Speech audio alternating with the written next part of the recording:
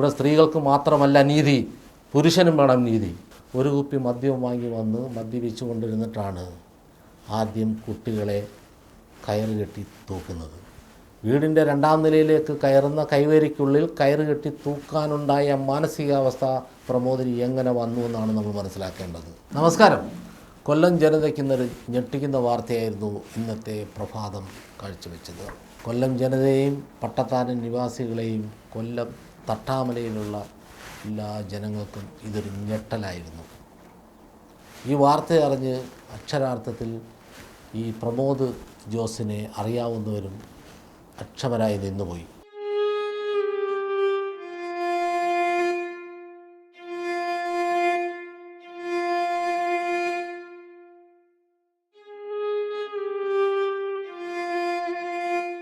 ഈ വാർത്ത പ്രസ് മലയാളമാണ് നിങ്ങളുടെ മുന്നിൽ എത്തിക്കുന്നത്.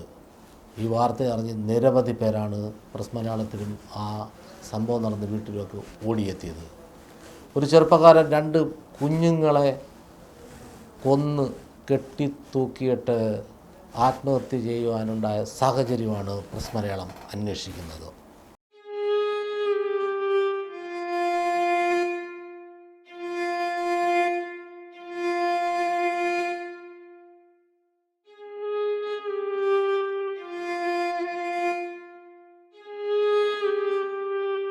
പ്രമോദ് ജോസ് എന്ന് പറയുന്ന ചെറുപ്പക്കാരൻ കൊല്ലം തട്ടാമലയിലെ ഓട്ടോ ഡ്രൈവറായിരുന്നു. തൊട്ടടുത്ത ട്യൂഷൻ ക്ലാസ്സിൽ പഠിക്കാൻ വന്നിരുന്ന ലക്ഷ്മി എന്ന പെൺകുട്ടിയുമായി അടുപ്പത്തിലാകുന്നു. നല്ല ഉയർന്ന വിദ്യാഭ്യാസവും ഉയർന്ന സാമ്പത്തിക ശേഷിയും ഉയർന്ന കുടുംബവുമുള്ള കുടുംബത്തിലെ കുട്ടിയാണ് ലക്ഷ്മി. പക്ഷേ വീട്ടുകാരുടെ എതിർപ്പ് മൂലം അവർ വിവാഹം കഴിക്കുകയൊക്കെ ചെയ്തിട്ടും ഒരു കുട്ടിയായതിനു ശേഷം അല്പം സാമ്പത്തികമായിട്ട് താഴ്ന്നു നിൽക്കുന്ന ഈ പയ്യനെ അവരുടെ കൂട്ടത്തിലോട്ട് ചേർത്ത് വെച്ചുകൊണ്ട് അവരുടെ കുടുംബത്തിൽ താമസമാക്കുവാൻ സൗകര്യമൊരുക്കുകയായിരുന്നു. പക്ഷേ ഈ പെൺകുട്ടി MBBS പഠിക്കുവാനുമൊക്കെ പോയി വിദ്യാഭ്യാസമൊക്കെ ആയപ്പം ഈ കുടുംബത്തിലെ അവർ തന്നെ ഗൾഫിലേക്ക് വിസ തരപ്പെടുത്തി വിട്ട് വിദ്യാഭ്യാസം കഴിഞ്ഞ് ഡോക്ടറായപ്പോൾ കൊല്ലത്തെ തന്നെ വലിയ ഒരു ഹോസ്പിറ്റലിലെ ഡോക്ടറാകുകയും ഈ കുട്ടികളെ നോക്കാൻ ആരുമില്ല എന്നറിഞ്ഞപ്പോൾ ഗൾഫിൽ നിന്ന് സ്വന്തം ഭർത്താവിനെ വിളിച്ചു വരുത്തി, ഞാൻ ജോലിക്ക് പോയിക്കോളാം, നിങ്ങൾ ജോലിക്ക് പോകണ്ട, കുട്ടികളെ നോക്കി വീട്ടിലിരുന്നാൽ മതിയെന്ന് പറഞ്ഞതിനനുസരിച്ച് കുട്ടികളെ നോക്കി ഈ പാവം ചെറുപ്പക്കാരൻ കഴിഞ്ഞ 5 വർഷമായിട്ട് വീട്ടിലിരിക്കുകയാണ്.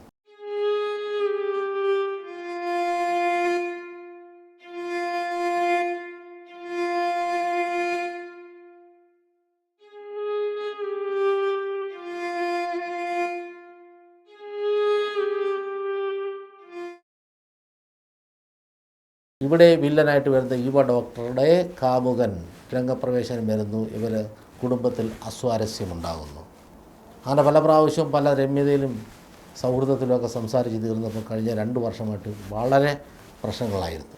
പക്ഷെ 2 മാസമായിട്ട് ഞാൻ ഇനിയും പഠിക്കാൻ പോകുന്നു എന്ന വ്യാജേനെ ഈ ഇന്ന് മരിച്ചു കിടന്ന മൃതദേഹം കിടന്ന വീടിൽ നിന്ന് 200 മീറ്റർ അകലെ മാത്രമുള്ള SNV സദനത്തിൽ താമസമാക്കിയപ്പോൾ ഒന്നും പേടിക്കാതെ എന്നാലും എന്തെങ്കിലും മനസ്സ് മാറി വരുമെന്ന വിശ്വാസത്തിൽ ഈ ചെറുപ്പക്കാരൻ ഈ കുട്ടികളെ 2 കുട്ടികളെ നോക്കുന്ന ഒരു ചെറുപ്പക്കാരൻ്റെ മാനസികാവസ്ഥ നമ്മൾ ഓരോരുത്തരും മനസ്സിലാക്കേണ്ടതുണ്ട്.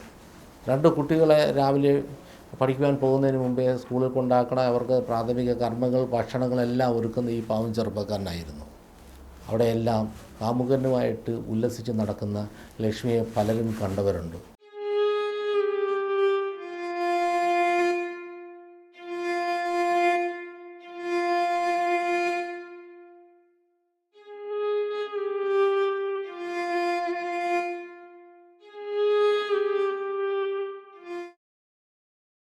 സ്വന്തം സഹോദരനോട് മനസ്സു തുറന്ന് പറഞ്ഞ് പ്രമോദ് അങ്ങനെ കഴിഞ്ഞ ദിവസം ഈ ലക്ഷ്മിയുടെ അമ്മയെ വിളിച്ച് കാര്യങ്ങൾ പറഞ്ഞ് പെട്ടെന്ന് തീരുമാനം ഉണ്ടാക്കണം, ഇവരെ ഒരുമിച്ച് ജീവിക്കാനുള്ള സൗകര്യമൊരുക്കണമെന്നൊക്കെ പറഞ്ഞപ്പോൾ തന്നെ രഹസ്യമായിട്ട് ഈ പയ്യനെ ഒഴിവാക്കുവാൻ വേണ്ടി കൊല്ലം കോടതിയിൽ കേസ് കൊടുത്തിരിക്കുകയായിരുന്നു, ഇവനെ വീട്ടിൽ നിന്ന് ഇറക്കി വിടാൻ വേണ്ടി.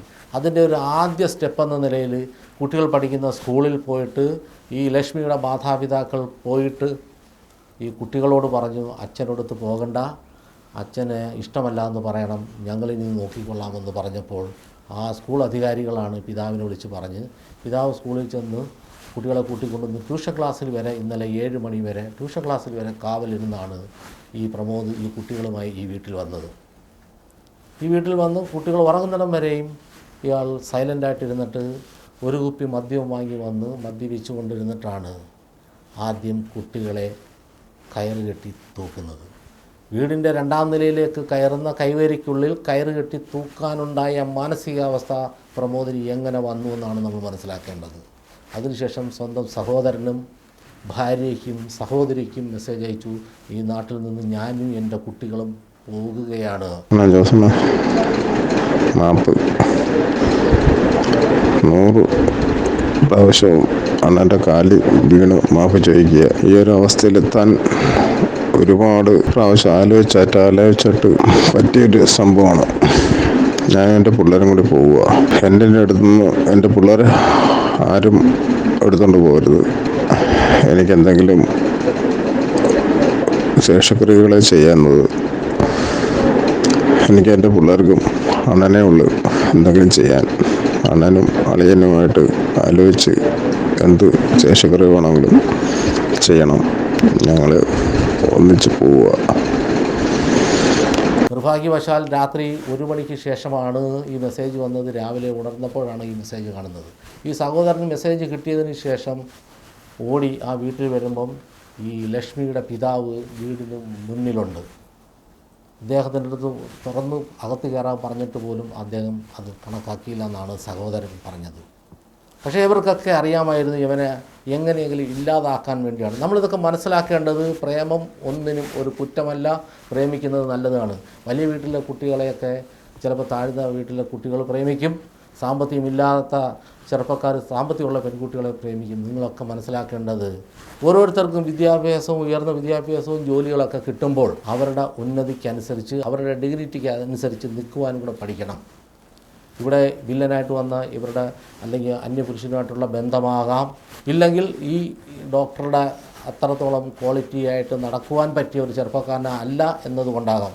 എന്തിൻ്റെ പേരിലായാലും 2 കുട്ടിയാവുന്നിടം വരെയും ലക്ഷക്കണക്കിന് രൂപ ശമ്പളം വാങ്ങുന്നിടം വരെയും നല്ല ചെറുപ്പക്കാരനും സുഹൃത്തുമൊക്കെ ആയി നല്ല ഭർത്താവായതിനു ശേഷം പിന്നെ ഭർത്താവിനെ ഒഴിവാക്കുമ്പോൾ എല്ലാവരും മനസ്സിൽ കാണുന്ന ആദ്യം തേടിയെത്തുന്നത് മരണത്തിലേക്ക് തന്നെ. അവിടെയാണ് ഈ ചെറുപ്പക്കാരനും പോയിരിക്കുന്നത്.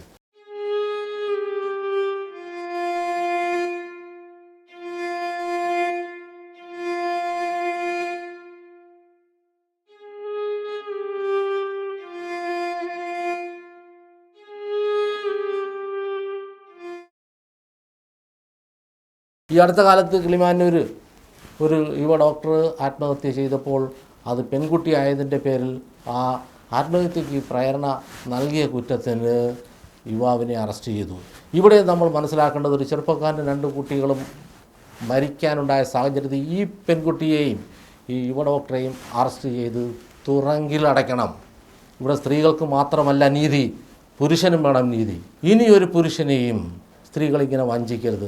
തൻ്റെ ഒരുപാട് അനേകം കഥകൾ പ്രസ് മലയാളം പുറത്തു വിട്ടിട്ടുണ്ട്. സ്വന്തം സ്വത്തുക്കൾ കൈക്കലാക്കിയിട്ട് സ്ത്രീ അന്യപുരുഷനോട് ഒളിച്ചോടി പോകുന്ന വാർത്തകളടക്കം. ഇവിടെ കമൻ്റ് ഇടാൻ വരുന്ന കുറേ കമൻ്റ് അടിക്കാറുണ്ട്. നിങ്ങളും മനസ്സിലാക്കണം പുരുഷന് എവിടെ നീതി ലഭിച്ചുവെന്ന്.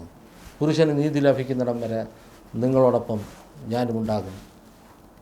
ക്യാമറമാൻ ടൈറ്റസ് രാജനൊപ്പം രാഘം രാധാകൃഷ്ണൻ, പ്രസ് മലയാളം.